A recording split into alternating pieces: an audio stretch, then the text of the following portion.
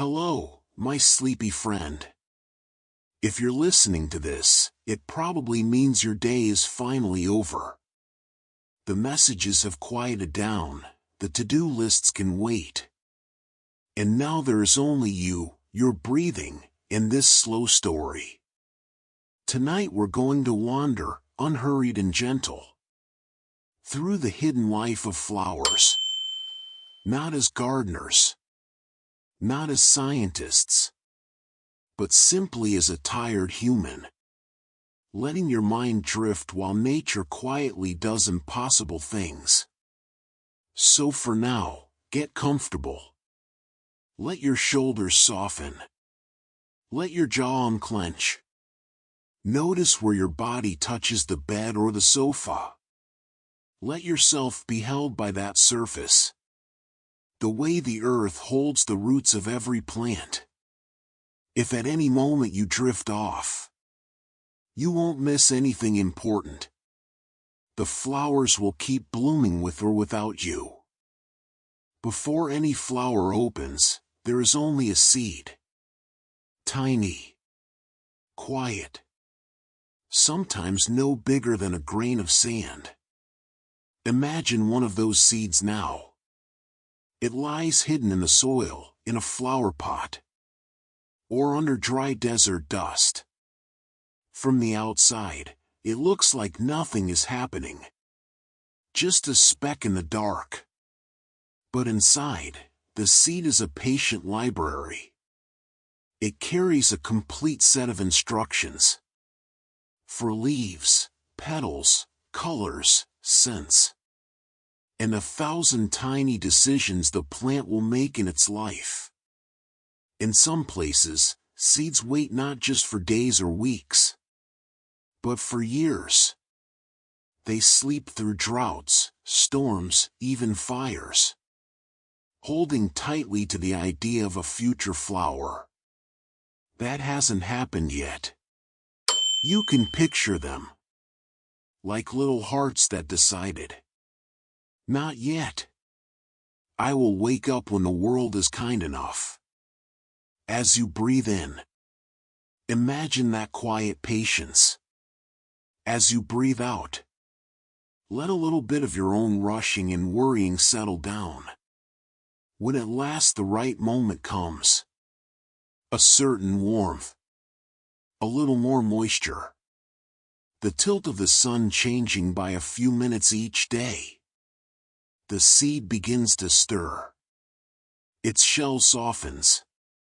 A tiny root pushes downward, searching for something to hold on to. A pale shoot turns upward, toward a light it has never actually seen, but somehow already trusts. You know this feeling, too. Moving towards something you can't fully describe, but that feels right deep in your bones. As the plant grows, it doesn't just react randomly to the sun. Inside its cells, there is a slow, steady clock. The flower can measure the length of each day, and each night with surprising accuracy. When the days are finally long enough, or short enough, or the nights cool down to the right degree, that inner clock sends a message. It's time. Start building the flower. Some plants will refuse to bloom if the nights are a tiny bit too long, or if shadows fall at the wrong hour. They are picky, but this precision keeps them safe. As you listen, you can sync a little with that slower rhythm. Your world runs on minutes and notifications. There's runs on seasons and sunlight. Inhale slowly for a count of 4. Hold for a count of 4. Exhale for 6. Let your own inner clock know that for this next hour, there is no rush at all. Now imagine a garden at dusk. The air is soft. Insects begin to move. On one blossom, a bee approaches, gently buzzing. To us, it's just a small sound. To the flower, that sound is a signal. The petals and inner tissues tremble at exactly the right frequency to recognize that this is not wind, not random noise, but a visitor. The vibration travels through the plant like a whisper through a hallway. Within minutes, the flower can make its nectar a little sweeter, richer, more rewarding, just because it heard a bee nearby. There are flowers whose petals curve like tiny bowls or dishes, shaping the air around them, so the sound of flying insects echoes slightly inside. A natural amplifier. A quiet microphone made of living cells. Some blossoms even hold their pollen behind tiny doors that open only when they feel a very specific pattern of vibration. The right bee lands, buzzes at the perfect pitch, and the pollen spills out in a soft golden cloud onto its body. You don't have to remember these details. You can just enjoy the idea that somewhere on Earth right now, a flower is listening to the sound of wings in the dark. Now let's shift from sound to light, to human eyes. A field of flowers might look simple.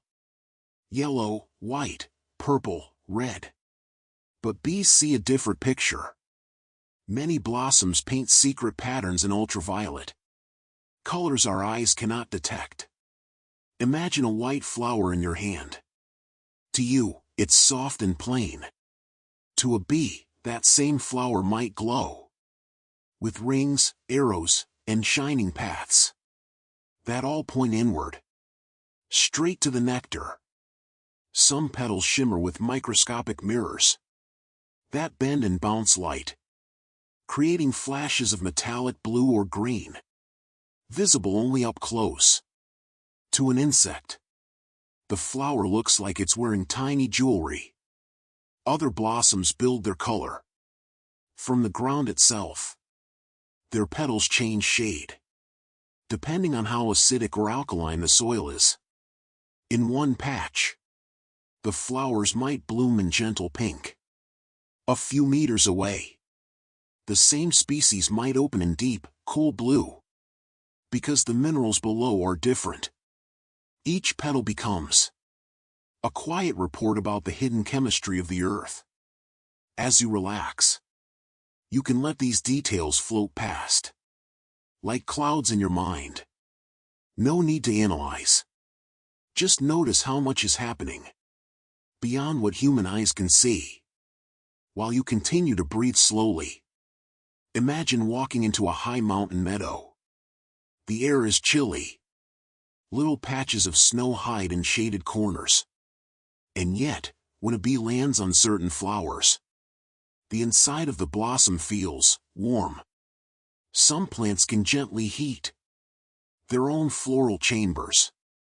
They burn stored energy in specific tissues, raising the temperature around the pollen and creating a pocket of comfort for any insect that rests there. A flower like this is a tiny heater. It might be only a few degrees warmer than the air, but for a cold bee, that difference is huge. In other places, aquatic flowers float on cold water and warm themselves from within, helping their scent drift farther.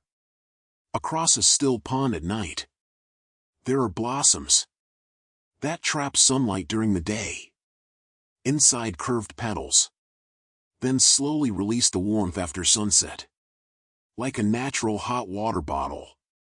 To an insect that chooses to sleep there, the flower is not only food, but a bedroom, a soft-walled, gently heated room, floating in the dark.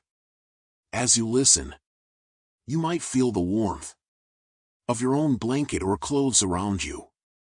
Let your hands relax. Let your feet grow heavy and warm. You, too, are safe in your little microclimate. Flowers do not always choose easy homes. Some wait for desert rain. For years, their seeds lie buried in soil that feels more like dust than earth. When a rare storm finally arrives, water sinks down just far enough to wake them. Suddenly, over a few days, green shoots appear. Buds swell. A landscape that looked dead erupts into pinks, yellows, and oranges. The flowers hurry. They have only a brief window before the sun dries the ground again. They bloom, set seed, and quietly disappear back into the sand, leaving the next generation waiting, as patient as ever. Other flowers live where the cold is constant. Beneath snow, tiny shoots push upward, melting narrow tunnels as they grow. When they finally reach the air, snow still surrounds them. Yet they open anyway, bright against the white. In caves where no sunlight ever enters, pale flowers survive by partnering with fungi that bring them nutrients from decaying leaves above. They don't bother to be green. They don't need color at all. Their petals are thick and ghost-like, and their scents linger in still, cool air, guiding cave insects that navigate by smell and touch. On volcanic slopes, other flowers root themselves in sharp broken rock and ash. They anchor into the smallest cracks, where a bit of water and mineral dust collects. They are among the first living things to return after eruptions, softening the land for everything that will follow. As you think of all these places, deserts, snowfields, caves, lava, you might notice something gentle inside you. Life is a way of finding a path, even in harsh conditions. Whatever kind of weather your day held for you, your nervous system now gets to rest, the way the land rests after a storm. Now, let's visit the busy world between flowers and pollinators. Some blossoms are generous. They offer rich nectar, soft landing pads, and clear patterns that say, "Come here, little friend. There's enough for both of us." Others are more devious. There are flowers that smell like rotting meat to attract flies and beetles that specialize in decay. To us, the scent would be awful. To those insects, it is a promise. Food is here. The insect lands, expects a carcass, and instead finds chambers lined with pollen. Sometimes even gentle traps that keep it inside for a while. By the time it escapes, it is dusted in pollen and perfectly prepared to repeat the same mistake on the next flower. Some orchids go even further. They shape their petals and scents to resemble female insects.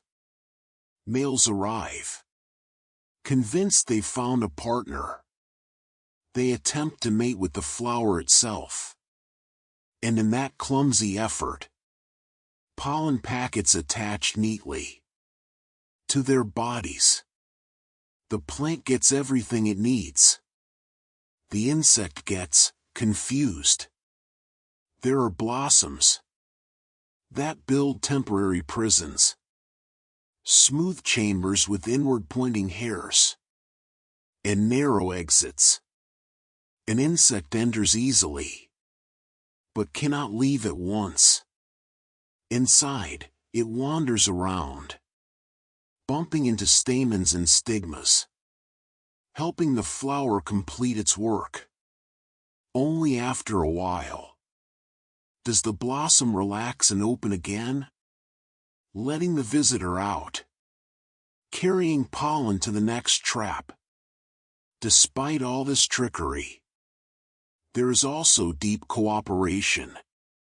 Some flowers form exclusive partnerships with a single species of bird or insect. Their tubes grow exactly long enough for one hummingbird's beak or one moth's long tongue. No other visitor can reach the nectar. The bird, in return, follows a route from flower to flower, year after year, carrying pollen safely between them. You can think of all this like a quiet marketplace where no one speaks, yet everyone understands the deals. As you hear these stories, notice if your breathing has slowed a little. If your eyelids feel heavier, that's perfectly fine. You're allowed to drift, while the flowers keep negotiating in the dark. Take a slow breath in through your nose, and notice any faint smell around you. Maybe fabric, or night air, or simply the absence of scent. Flowers use smell the way we use words, signs, and messages. Some release strong fragrance at sunrise, exactly when bees begin their first flights. Others save their richest scents for evening, calling to moths and night-flying beetles. There are blossoms that adjust their perfume depending on the humidity. When the air is moist and scent can travel farther, they release more fragrance. When the air is very dry, they hold back to conserve energy. Some flowers send tiny chemical messages into the breeze whenever they open, close, or experience sudden shade or stress. Nearby plants of the same kind smell those molecules and quietly adjust their own timing, so that whole groups of flowers open or shift together, like a slow wave moving through a meadow. There are even flowers whose nectar contains gentle stimulants, a bit like a tiny plant-made coffee. For bees, the effect sharpens the insect's memory, so they remember the scent and shape of that specific flower and come back again and again. Other nectars carry mild medicines that help pollinators fight parasites or infections. In those cases, the plant is not just a food stand, but a pharmacy for tired wings and small bodies. As you breathe out now, you might imagine that the air around you is full of quiet messages too. Signals of rest, safety, and enoughness. If you picture a flower simply as a pretty shape, it's easy to miss the engineering. Some petals form ladders, tiny ridges and steps that help insects climb toward the center without slipping. Others form funnels that gently spin a visitor as it moves inward, turning it just enough that pollen brushes exactly the right spot. Some blossoms have net-like patterns stretching between petal edges, creating little bridges for insects to cross, and protecting inner chambers from heavy raindrops. There are flowers whose petals are hairy, trapping a layer of warm, still air around the reproductive parts, like a natural coat. Others are shiny and wax-coated, reflecting harsh sunlight and slowing water loss, so the bloom can survive. In intense heat, inside certain petals are tiny hollow spaces that act like acoustic chambers or miniature greenhouses, amplifying sound, trapping light, holding warmth. All of this complexity, just so that one brief moment can happen. Pollen leaving one flower and reaching another. You can let that thought softly mirror your own life. So many structures, habits, and plans built around a few important moments of connection, love, or decision. Right now, though, no decision is needed from you. Just listening. Just resting. Now, let's step deeper into the night. Some flowers refuse to open in daylight at all. They stay tightly closed while the sun is up, saving their energy. Then, as the sky darkens and the first stars appear, their petals slowly loosen. Pale whites, soft creams, and ghostly yellows unfold and catch the faint light of the moon. These night flowers often smell stronger than daytime ones. Their fragrance travels through cool air, guided by gentle breezes. Moths and other nocturnal creatures follow those invisible trails, drawn toward the source. From far away, a few species may even glow subtly through reflected moonlight, or with help from tiny glowing organisms that live on their surfaces. For a nighttime insect, a pond or meadow becomes a sky in reverse. Darkness above, and scattered glowing points below, where flowers wait like stars on the ground.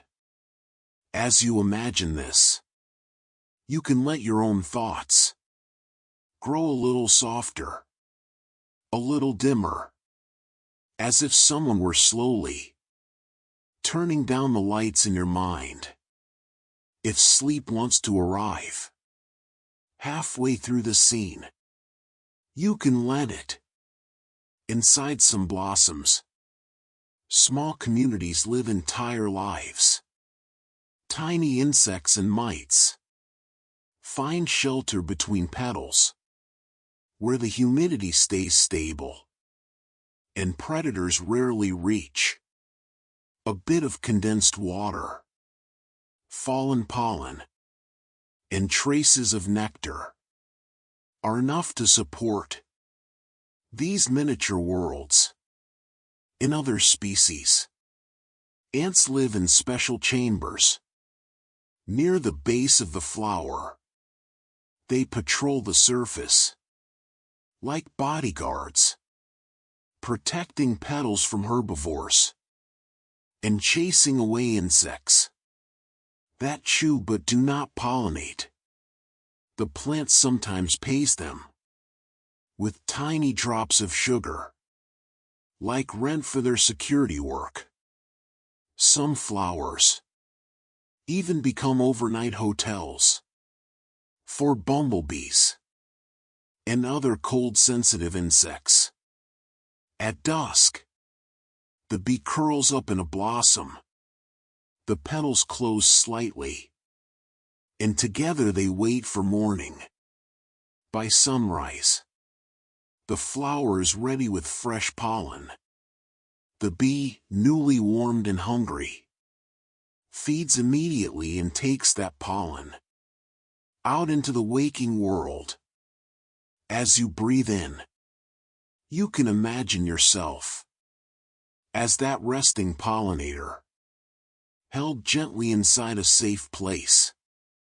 As you breathe out, let tension leave your chest, your stomach, your legs, your bed, your blanket. This moment, they are your petals tonight. Now imagine a long valley. At one end, flowers begin to bloom first. Maybe because the soil warms earlier, or the snow melts sooner. A week later, another patch farther down the valley blooms. Then another, and another, until the flowering moves, like a slow, colorful wave, toward the horizon. Pollinators follow this wave. As one area finishes blooming, another begins. To us, it might just look like spring moving north, or wildflowers on the hillside. But underneath, it is a carefully timed pattern.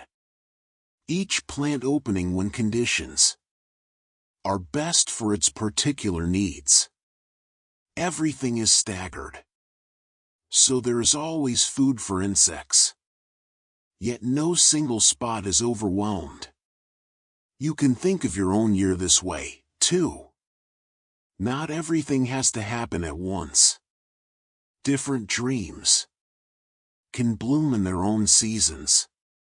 Right now, the only season that matters is the season of rest. Let your breathing stay smooth, like that slow wave moving down the valley. Next, imagine a calm river at twilight. Along the banks, seeds drop from dry pods and land on the surface of the water.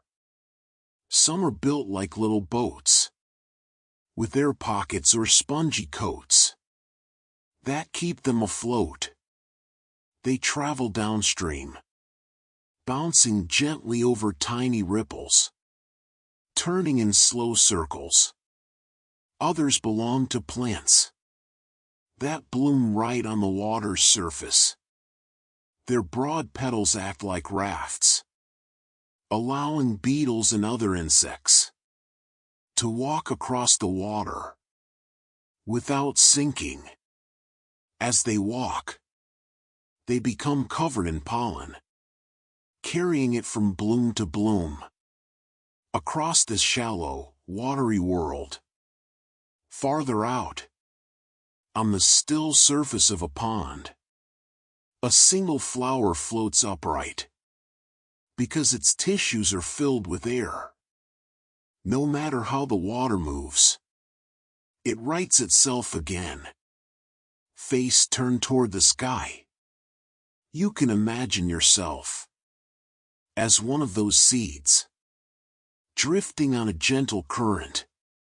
Nothing to push, nothing to force. The river carries you exactly as fast as you need to go. Your thoughts can do the same. Float for a bit, then drift away. Flowers look delicate, but they are not defenseless. Some petals are coated in waxy layers that reflect harsh sun and slow evaporation, like tiny shields against heat. Others are laced with chemicals that taste bitter or feel irritating to animals that try to eat them. Those same compounds can act as natural sunscreen, protecting pollen from ultraviolet damage around developing seeds. Certain plants build chemical armor, subtle but powerful barriers that keep fungi, bacteria, and hungry insects away until the seeds are fully ready. Some buds are surrounded by scent curtains, strong, protective smells that fade only when it is time to open. The fragrance shifts from stay away to come closer in a quiet transformation that no eye can see, but every nose can sense. Even the shapes of petals can be part of this protection. Camouflaged flowers blend into their background so that grazing animals walk past without ever noticing that something soft and precious is blooming at their feet. You, too, have had to grow your own invisible protections, boundaries, instincts, the sense of who is safe to trust. For this moment, you can let those guards take a short rest. You're in a safe place now. No one needs anything from you. Flowers live in a different kind of time. Some open their blossoms for just one single hour, a brief window, when the light and humidity are exactly right. Then they close forever. Their one chance taken. Others wait underground for many years before their first bloom. They build up energy in deep tubers and roots, saving slowly, quietly, until at last the signal comes. Now, when you look at a plant in bloom, you are seeing the result of countless small decisions made in silence. When to wake, when to grow, when to protect, when to risk. Tonight, your only decision is whether to stay awake for the end of this story, or let sleep arrive whenever it wants. You don't have to force your body to relax on command. You can simply allow a little more softness with each breath. As this slow walk through the world of flowers comes toward its end, imagine one last scene. You're lying in a field on a warm, calm evening. Around you, blossoms move in the faintest breeze. Some are quietly warming their centers. Some are adjusting their scents to match the cooling air. Some are closing after a long day, and others are just beginning to open for the night shift. Above you, the sky deepens from blue to indigo. A first star appears. Maybe the moon, thin and pale, climbs slowly upward. The world is doing 1,000 complex things, but your job is the simplest of all. Breathe in. Breathe out. Let your hands grow heavy. Let your feet forget they have ever taken a step. Let your thoughts trail off the way a scent trails off into the evening air. If you are still awake, you can quietly thank your body for carrying you through today, through every conversation, every worry, every small victory.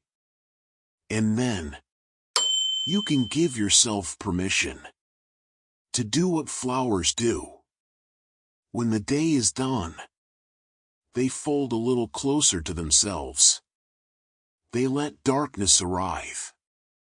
Without resistance, they rest, knowing that the world will continue to turn gently around them. So tonight, like a flower closing its petals, you can let your mind close around the simplest thought. Right now, I don't have to do anything. I am allowed to rest. Stay with that feeling for as long as you like. When sleep comes, let it take you the way soft night air takes the scent of flowers, quietly, slowly, and completely. Good night, my sleepy friend.